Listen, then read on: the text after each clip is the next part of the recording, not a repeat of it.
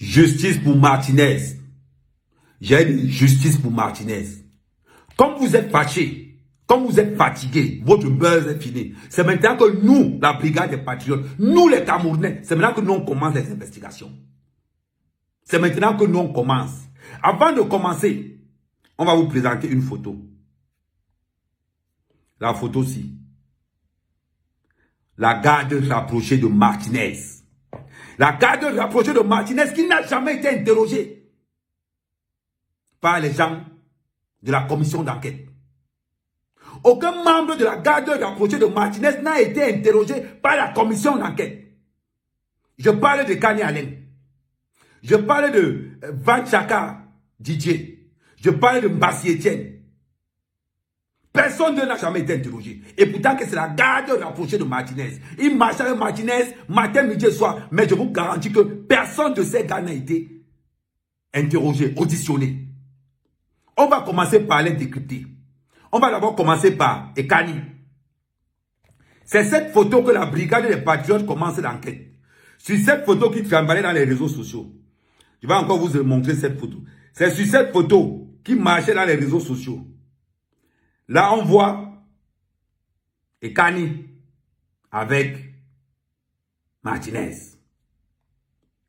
Quel est le rôle d'Ekani à côté de Martinez? Quel est le rôle de Mbassi à côté de Martinez? Et quel est le rôle de Van Chaka à côté de Martinez? Hey, Adama, partagez ce live au maximum. Maximum, si tu es patriote, quand tu finis de regarder le live, tu partages ça partout. Tu envoies ça dans tous tes groupes WhatsApp. La République maintenant prend l'enquête à charge. Moi, je vous dis déjà, quand j'arrive au Cameroun, si vous voulez arrêter moi, vous voulez arrêter moi, je vous dis ce que je pense. Si ça va offenser beaucoup de personnes, je vous présente mes excuses si vous êtes innocent dans l'histoire. Mais si vous n'êtes pas innocent dans l'histoire, je ne vous présente aucune excuse. On commence. Ekassi, quelle est la relation qu'il y a entre Ekassi et Martinez? Ekassi, c'est d'abord un gars très louche. Parce qu'il est impliqué dans une histoire apparemment de coup d'État avec un bonbon. Parce que c'est dans les audios de bonbon que nous on reconnaît. Comment il veut dire? C'est dans les audios de bonbon que nous on reconnaît Ekassi. Parce que sans les audios de bonbon, on ne connaît pas. C'est là où je m'en vais maintenant chercher dans la vie de Ekassi. Je me rends compte que Ekassi, c'est un homme en tenue. C'est un anti-gang. Ah oui. Qu'est-ce qu'il fait à côté de Martinez? On s'en rend donc compte que Ekassi, c'est le cousin de Martinez de par la mère de Martinez. Qui est le Nkolme Banga. Les étoiles de ça là-bas, c'est eux. Quel est le lien maintenant? Parce qu'il y a quelque chose qu'on oublie. On a parlé de Zogandela. Zogandela, Martinez et Ekani sont cousins. Qu'est-ce que Ekani fait à côté de Martinez? Est-ce que c'est pour manger les dossiers? On ne sait pas.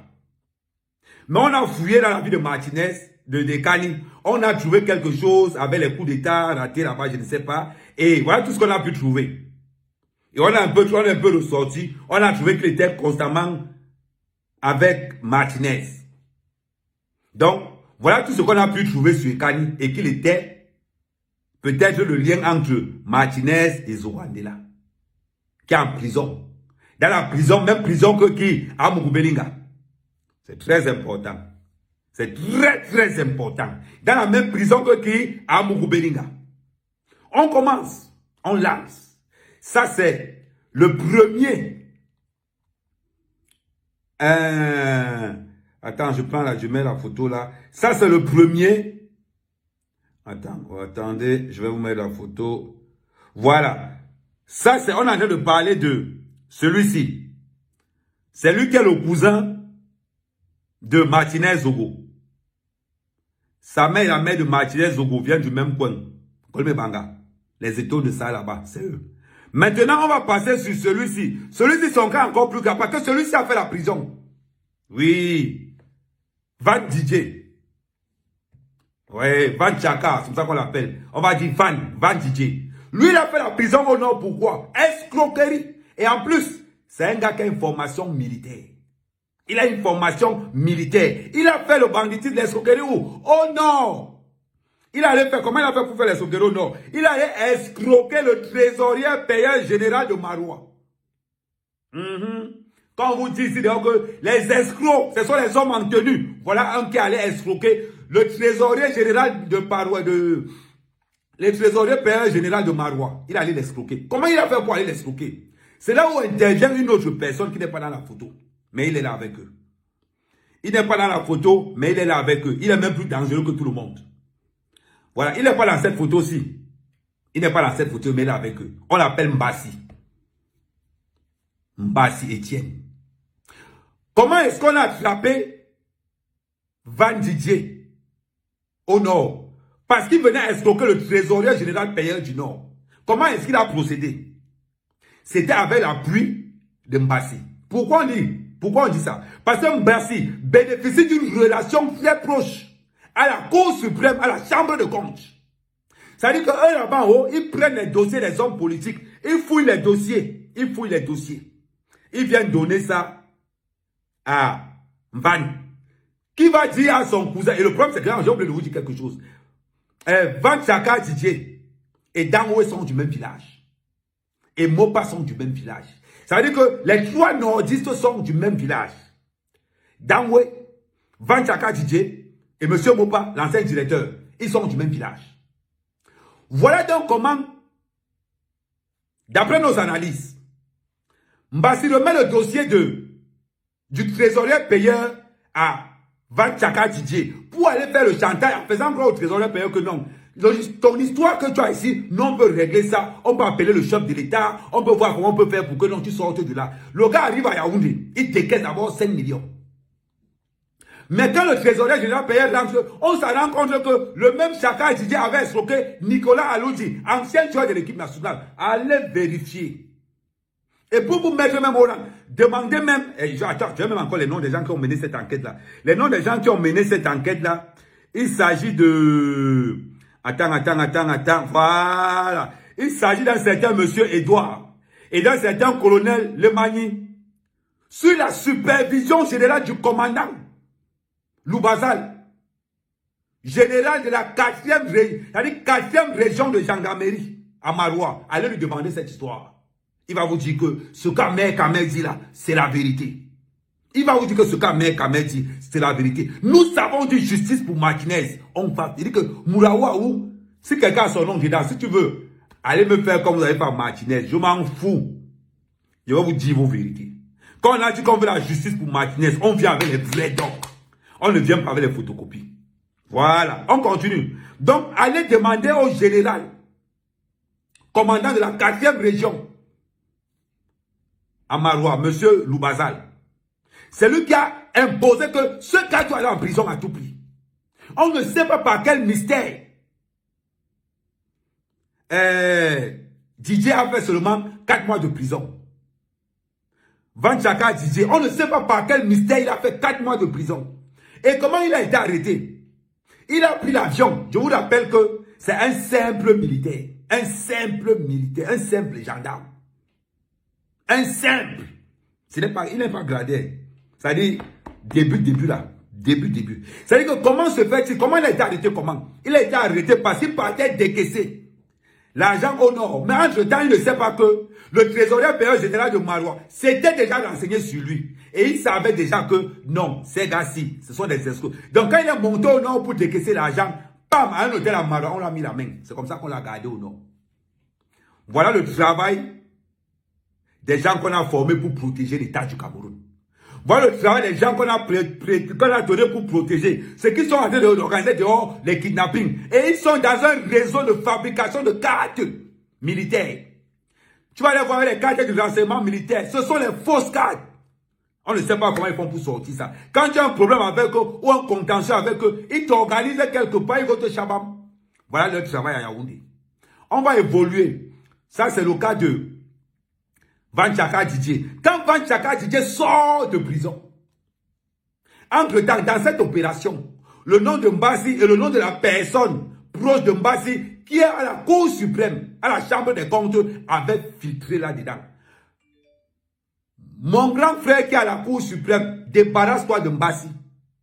Parce que les dossiers que nous avons reçus, Les dossiers que nous avons reçus, il y a ton nom dedans. Moi, je ne peux pas citer ton nom parce que moi, je n'ai pas le pouvoir de ça. Ce que nous avons cité, c'est là dedans. Les dossiers sont dedans avec des photocopies. Je venais seulement dire. Moi, je ne peux pas citer ton nom parce que je m'arrête là où mon sac peut s'approcher. Voilà pourquoi je veux m'interdire de prononcer ton nom. Mais je veux quand même dire, peut-être que tu n'es pas au courant du travail que Mbassi fait quand il vient dans ton bureau. Que quand il vient dans ton bureau, il regarde les dossiers des gens qui ont des problèmes, il vient les raqueter dehors. Voilà ce qui s'est passé avec le commissaire, avec le trésorier général payeur de Marois. C'est la personne que vous voyez là. C'est le deuxième garde du corps. Et regardez les gens avec qui Martinez s'attache. Le deuxième garde du corps. Donc ça introduit dans la troisième hypothèse. Est-ce que quand le gars ne veut pas payer, on refile le dossier à Martinez pour que Martinez fasse le chantage à la radio pour faire décaisser le gars? Est-ce que quand le gars veut t'arnaquer dans le noir et que tu n'arrives pas à sortir l'argent, on passe par Martinez pour que Martinez bombarde dans les réseaux, sur la radio. Quand tu attends ton nom à la radio, tu laisses le téléphone pour leur dire que bon les gars, venez prendre l'argent. Peut-être que c'est comme ça. Je ne dis pas que c'est ça, mais ça va vers ce côté-là. On continue. On arrive maintenant, le lien qu'il y a entre Mbassi et Van Chaka Djidji. Mbassi Etienne et Van Chaka Djidji. C'est le lien là le plus... La personne la plus dangereuse là-dedans n'apparaît pas sur la photo. Pourquoi? Ces gens n'escroquent pas les petits types. On a l'impression, d'après la brigade des patriotes, d'après nos investigations qu'on a menées, on a l'impression que la fuite de ce réseau, c'est depuis la chambre des comptes. Par le biais de la personne de Mbassi. Nous sommes en train de mener une enquête, une investigation là-dessus. Ça peut dire d'où la provenance des documents que Martinez avait. Ah oui. Ça remet en question l'ordre total de l'enquête camerounaise. Est-ce que, dans cette histoire, Mbassi a une bonne raison de tuer Martinez? Je vais toujours rappeler de cette phrase terrible de pasteur Ola avant de mourir. Ne pensez pas que vous appartenez à un clan. Lorsque vous êtes convoqué pour donner la nature et la source de vos documents, vous devenez un danger pour votre équipe. En sachant que Martinez a été tué parce qu'il était convoqué pour donner l'origine et l'authenticité de ces documents. Donc à partir de ce moment, Mbassi devient suspect dans cette histoire. Chacun devient suspect dans cette histoire, y compris Ekani. Pourquoi Mbassi n'a jamais été interné? Pourquoi Mbassi n'a jamais été auditionné? Van Chaka n'a jamais été auditionné. Et Kassi n'a jamais été auditionné. Et ce sont ces mêmes personnes qui marchent avec les cartes militaires dehors. Est-ce que vous voyez l'hypocrisie de l'enquête camerounaise? Est-ce que vous voyez la malhonnêteté de l'enquête camerounaise? Où on va laisser des gens qui marchaient avec lui tous les jours pour aller prendre des innocents. Pour aller prendre des innocents. On laisse des gens avec qui Martinez marchait tous les jours. Je viens de vous donner les noms de la garde rapprochée de Martinez. Et Kassi, Van Chaka Djidji, Mbassi Etienne. Quel est le lien maintenant entre Mbassi Etienne et Van? Comment est-ce que Mbassi entre là-bas avec Van depuis l'escroquerie du trésorier payeur général? Maintenant, la victime, j'ai parlé hier d'un monsieur qu'on appelait Amel, a manqué. Même Porsche, il a manqué. Même Porsche, il a manqué. John Lama Porsche. Il y a mon qu'on a bien wong.